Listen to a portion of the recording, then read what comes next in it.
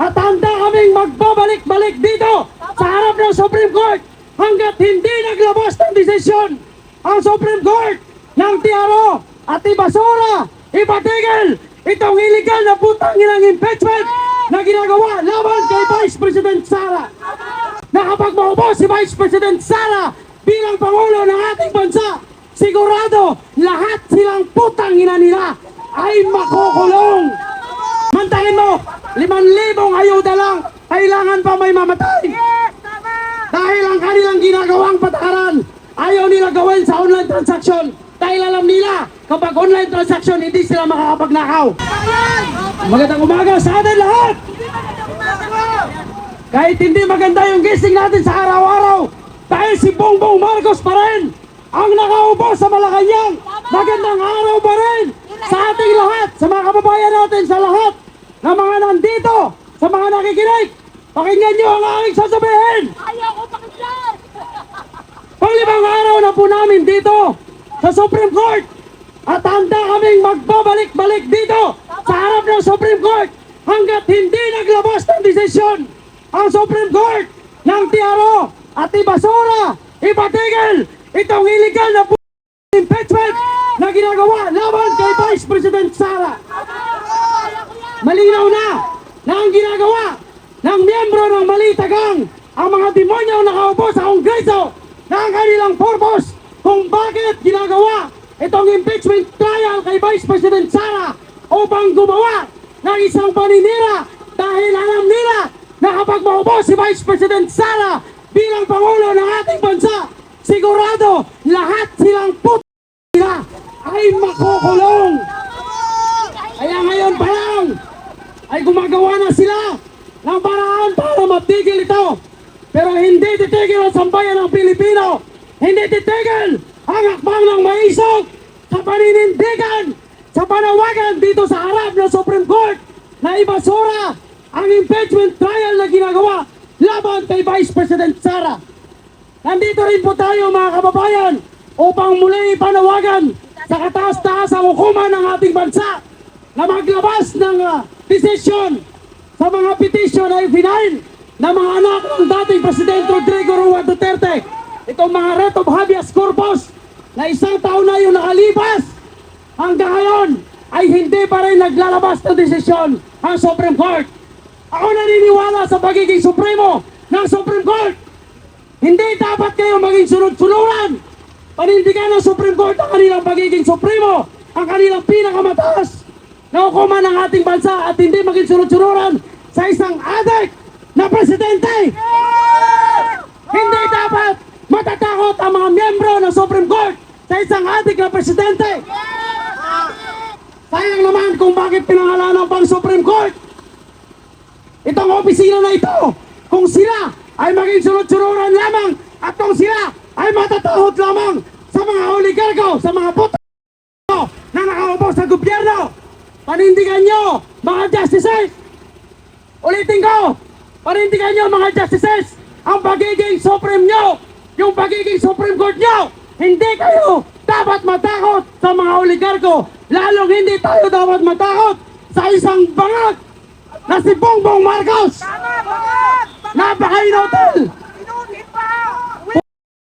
Mantahin mo, 5,000 ayuda lang, kailangan pa may mamatay. Dahil ang kanilang ginagawang patakaran, ayaw nila gawin sa online transaction. Dahil alam nila, kapag online transaction, hindi sila makakapagnakaw. Kaya ang ginawa nila, pinapila nila ang mga drivers, riders, mula madaling araw hanggang gabi. Umabot ng 13 hours to 14 hours. Para lang mabigay ang 5,000 ayuda, putang ina, may namatay pa. Kung hindi pa namang inotel at pangaga nakaupong presidente, hindi ganito yung mangyayaring sistema sa ating bansa. Tingnan nyo yung nasa likod natin, yung nasa PGH. Dati mayroong 100 million dyan na nilalagak ang opisina ng presidente para ang lahat na pupunta dyan ng mga may hirap na walang kakayanan ay paggamot ang kanilang sarili, walang mahuhugot na sariling pera sa kanilang sariling bulsa ay magagamot. Ngayon hirap na dahil ang 100 million na dapat para sa may sakit ng mga Pilipino ay ibinulsa ng bangag na presidente. Hindi tayo titigil hanggat hindi tinanggal ang excise tax sa produktong langis at hanggat hindi tinanggal yung VAT.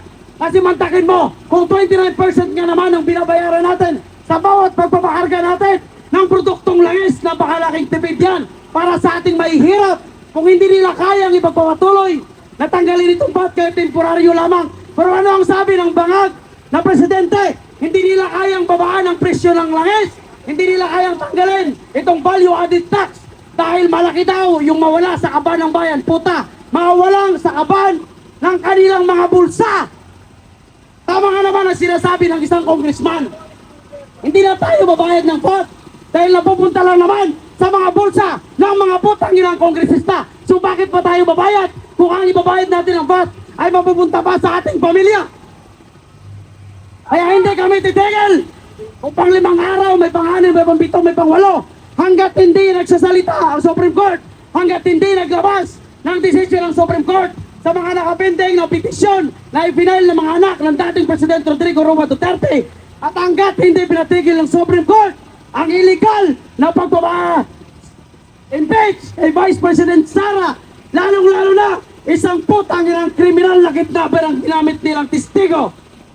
Ngayon lang tayo makakita ng gobyerno na pinoprotektahan ang isang kriminal, na pinoprotektahan ang isang kidnapper, samantala yung mga ordinaryong Pilipino na nakikipaglaban, nagsasalita, nagbubulgar sa matinding korupsyon sa gobyernong bangag ni Bongbong Marcos ay ginigipit at pinapaaresto.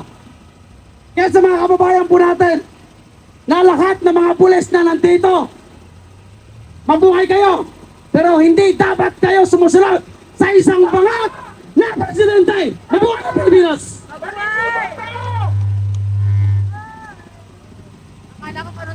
Hindi naman nila kayang pabaksakin. Lalong minamahal ng taong bayan ang ating Vice President na si Inday Sara.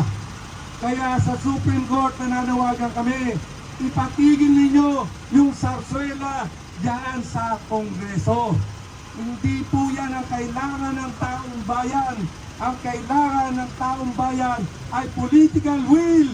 Kinakailangan sagasaan ang dapat sagasaan. Ikulong ang dapat ikulong. Yan po ang panawagan namin. December, sabi ninyo marami na may kukulong. Anong mga buwan na po ngayon? Hanggang ngayon, ang mga magnanakaw, tuwang-tuwa, hindi pa rin sila nakukulong. Kaya kami ay nananawagan sa Supreme Court. Bilisan po natin dahil nakakahiya na ang bansang Pilipinas. Isinusuka na ng international ang bansang Pilipinas dahil puro magnanakaw, puro mga adik ang mamamayang Pilipino. Ayaw po namin doon sa mga anak namin na pananalahin namin na itong gobyernong ito na ang plataforma magnakaw at ibalik ang mga droga dito sa Pilipinas. Papayag pa kayo mga kasama?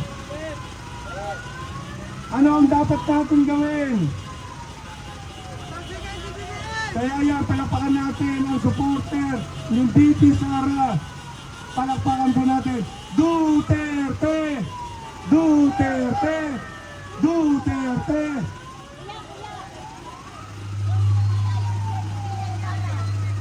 Yan po yung natutuklahan na nakikita ninyo ay ang Muslim Alliance for VP Sara. Palakpakan po natin ang Muslim Alliance for VP Sara. Marami na po ang nakikisa dito sa ginagawa natin.